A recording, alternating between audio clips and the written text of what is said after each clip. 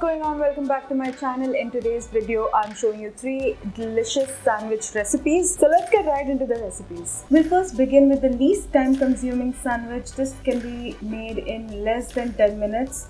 No joke. It's the veggie mayo sandwich, and the most important ingredient here is this healthy version of mayo, which is basically just yogurt which I have hung overnight in this cloth here.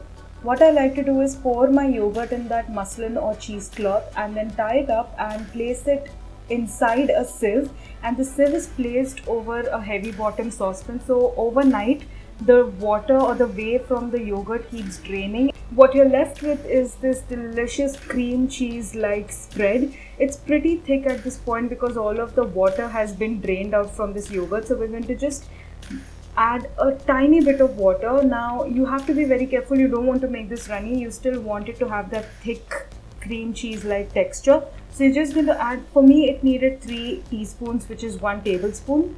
So after adding that, I am just going to add some chopped garlic. Then I'm going to add some chopped red onion, and then I will also add some chopped carrots and chopped capsicums. So the choice of veggies is completely yours, but here as a street food sandwich, these are the veggies that are usually found inside this sandwich. They use the store-bought very highly processed mayo, which is really not good for you if you're trying to get healthy, or trying to incorporate some kind of a fitness routine and want to get in shape, or you just want to feel fit and healthy.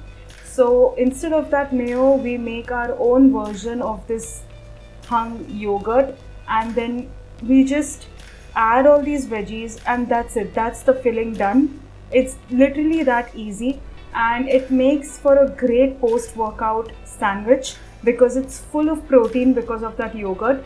So once your filling is mixed, you just spread it, or I would say actually just dump a generous dollop of that filling onto a slice of brown bread, and just spread that filling evenly throughout that slice and cover it with the other slice of bread. You can even toast the slices of bread before if you want a little crunch, but I just like to leave it simple like this. And I also really love to serve this with my hot and sweet chili sauce.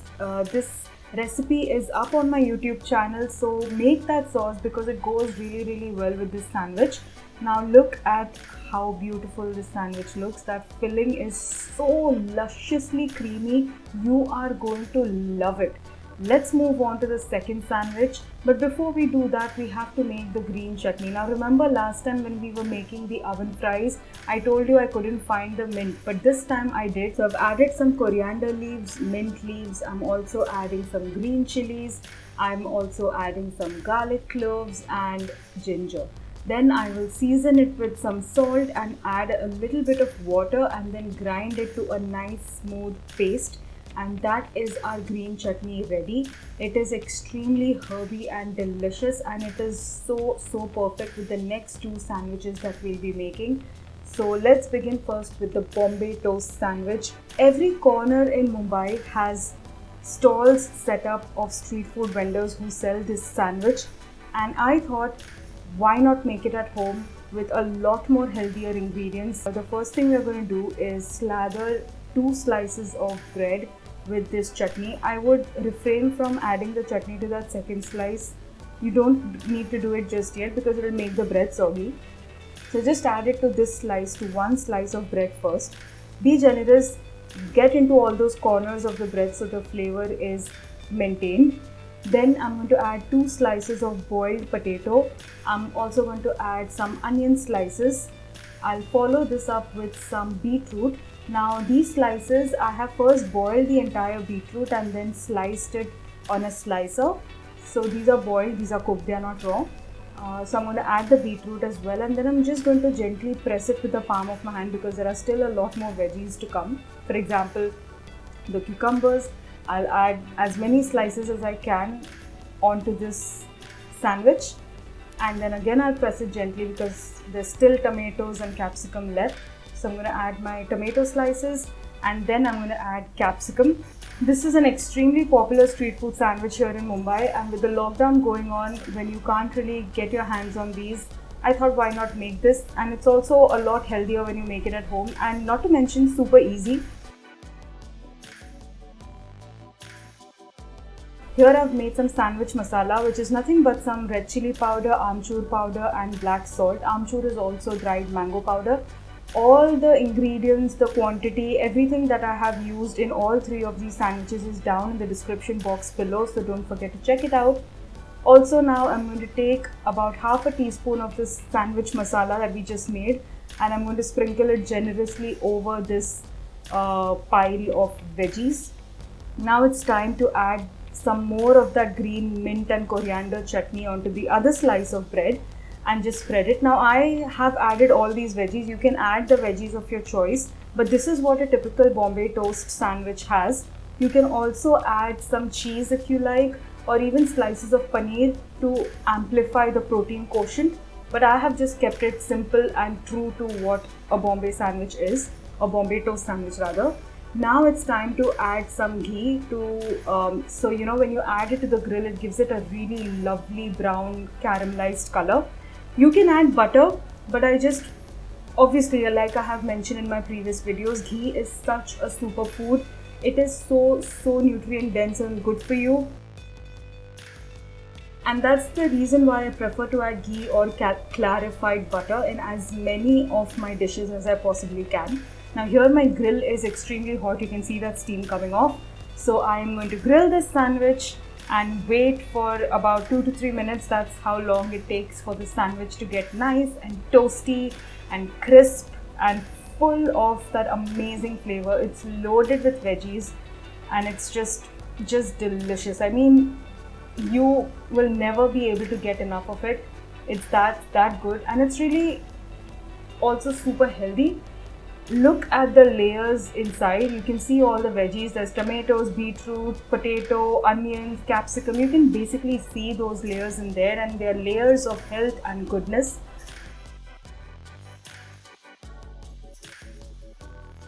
Now we move on to the third and the best part of this video, which is the bread pakoda. If you are a true blue Mumbaikar and you love your vada pav, then you know that this bread pakoda is the second best thing at the vada pav stall.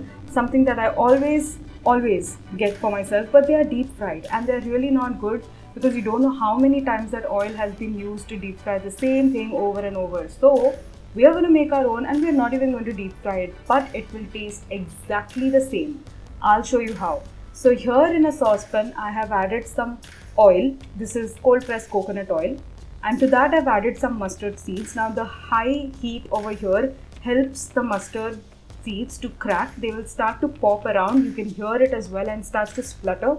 Once it does, we'll add our curry leaves. Now I have toned them just before I pop them in the oil, and it will start to dance away, and the oil is going to fly around, but it's not going to fly around in the sense that it just dirties your kitchen top or your workspace. That's not going to happen. It'll just splutter a bit, and then you're going to lower the heat and add some chopped ginger and green chilies. Again, all the quantities for all the ingredients that have been used here are mentioned down in the description box below. Give it a quick stir, then you're going to add some turmeric. It adds a really lovely golden yellow color, and just keep stirring it again. Incorporate that turmeric inside this mix, and then now I have some really well boiled potatoes.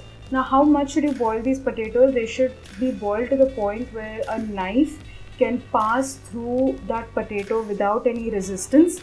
So that's how much you want to boil the potatoes. You're also going to chuck these boiled. I have just roughly chopped them because they're going to cook more as we continue to prepare this veggie mix, and then they'll soften even further. Firstly, just use your spatula and mix the potato with the rest. Make sure the masala mix is coating each and every part of that potato, and then let it cook. But first we're going to add some salt. We need to season the potato mix, so we'll add the salt. I've used sea salt. I always use sea salt, no table salt here. And then just give it a quick mix, and then for about 4 to 5 minutes let it just cook on medium flame or medium heat, and you'll find that it starts to soften. Now just before we're supposed to turn it off, we're going to add some coriander leaves. I have chopped it roughly, And now after I've added the coriander leaves, I'm just going to cook it for another 3 to 4 minutes. Mix it, and while you're mixing, also mash the potato so it becomes like a smooth filling like consistency. You can leave some whole, not a problem at all. Mash as many as you can. Try to mix it all up together, and the smell coming out of this right now is incredible. It's so delicious. You just want to eat it all up. And the best thing is, this filling can be used in a variety of different ways, which I'll be showing you in the coming weeks.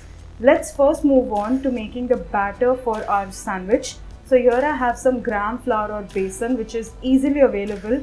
To that I've added some salt, and now I'll also add some chili powder. If you're outside of India, you should get besan or this gram flour in Asian stores, so not to worry.